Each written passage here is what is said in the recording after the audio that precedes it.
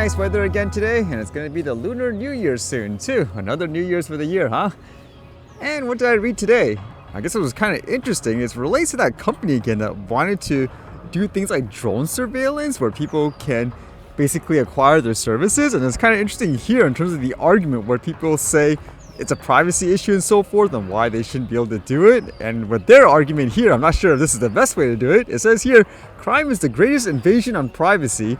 Despite pressure, drone company leader says plans continue to drone surveillance in St. Louis. As it says here, the founder of a drone surveillance company told First Alert 4 Thursday that he plans to continue his plans to drone in the city of St. Louis. Jomo Johnson, founder of SMS Films, said the live stream drone surveillance could be in any neighborhood of the city. He said the company will take requests from residents and will go on to high crime areas. Our goal isn't to catch crime, said Johnson. Our goal is to create a communal sense of security. So if I'm interpreting it correctly, it's almost like that notion of if a criminal knows there's cameras everywhere, you're being monitored, then they'll be less likely to commit a crime of sort. It says Johnson said his drones will allow city residents to feel safer, and he believes in some parts of the city, public safety should be a bigger priority than privacy concerns. Crime is the greatest invasion of privacy, not a drone, said Johnson. First Alert 4 caught up with Johnson as he is in St. Louis this week, in part to help train pilots. The company initially planned to survey the Gravis Park neighborhood, but backed out after a cease and desist letter was sent to the company. But now they're back, and Johnson said they've been running drones all week. First Alert 4 was unable to confirm that claim, saying, "I feel that this is a positive thing," said Jamal Barrett. "I mean anything to stop the crime. It's a topic that garners mixed opinions. I think it's an invasion of our privacy," said a resident. After SMS announced they were coming to the city, Board Bill 199 quickly followed. The bill would regulate commercial drones in the city by largely banning the practice. Any drone pilot would be required to get permission from every property owner the footage shows. Johnson said if that happens, there could be litigation. I'm not sure how actually that would work, I guess legally and all that. He says, "There are legal things that you have to do to protect yourself," said Johnson. "We also don't want to be bullied. We don't want to be picked on." Neil Richards, Koch Distinguished Professor of Law of Washington University and Director of the Cordell Institute, said while commercial drone law is largely unsettled, it's the job of city officials to protect its residents, and a law could stand. "Ordinary commercial regulation of these things is generally not a problem," said Richard, but he said Missouri has a strong privacy law and a resident could sue if the drone showed private property that they don't approve of. And he says, "Were the company to fly its drone over my backyard or to peer into someone's bedroom or bathroom, they would absolutely have a lawsuit against the company." SMS is now offering their service for $10 a month, something that interests some. Again, I don't know if this is the best argument to use in that sense where you'll have your drones everywhere, I guess, like 24/7, like just exaggerating. But in terms of trying to scare criminals in that way, even from a practicality point of view, if that's the paranoia, wouldn't it make more sense just for everyone to install their own home security cameras, for example? Monitor everything yourself within your own neighborhood and collaborate with others versus having drones flying around in that sense. But at the same time, I don't know how that would actually work, like with that law and stuff that they're proposing. Again, it's kind of interesting though, but at the same time, I don't think that argument is very good overall anyways to justify their commercial services. And then this was going around a lot in the news today, which is kind of funny to talk about because it relates to things like the news. Apparently, Bell has been, I guess, closing down a lot of its media divisions. It says here, a time of crisis. Here's what you need to know about the Bell Canada layoffs.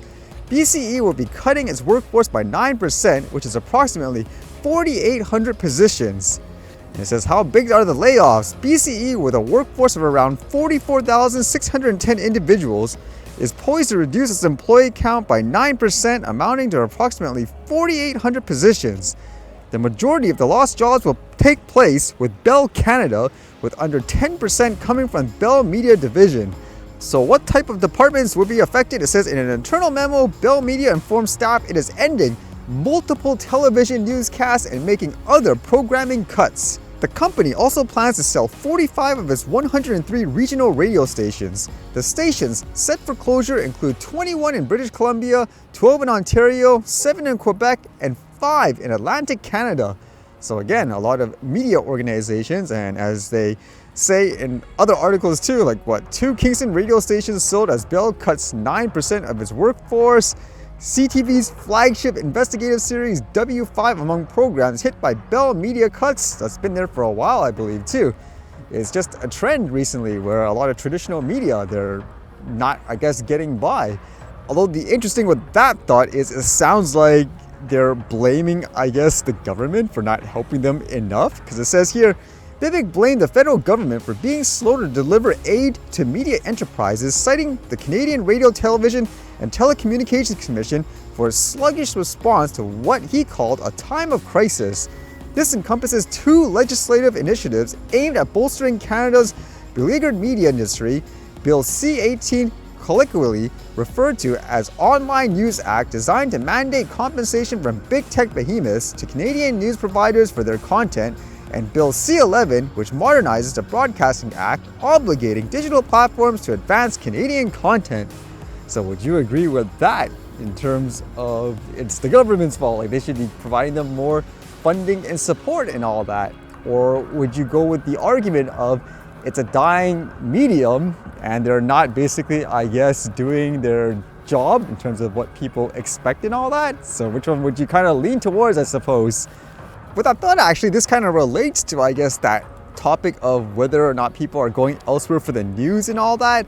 This was going around a lot today. Apparently there was this interview done with the president of Russia, Vladimir Putin, and apparently it was a big deal because when it comes to things like the war in Russia and Ukraine, the argument is no one's been interviewing this person because they say he's just going to spread propaganda and so forth, so you shouldn't even listen to him.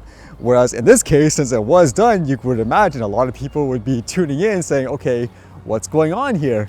I mean, you can watch the video yourself. I went through the whole thing pretty much out of curiosity because no one else really talks about it. And from what I gather, it's him talking about history and all that. And then there was various, I guess, topics on how he feels anyways the war could be over just like that, for example, if people like the US stop supplying Ukraine weapons. But one of the interesting thing, again, with that topic of media is you can see in terms of, I guess, the attention it's getting, as of recording this anyways, it had about 146.3 million views. So that should get you to think in terms of media and all that. Are people looking elsewhere to get information that they're not getting, let's just say, from a mainstream source?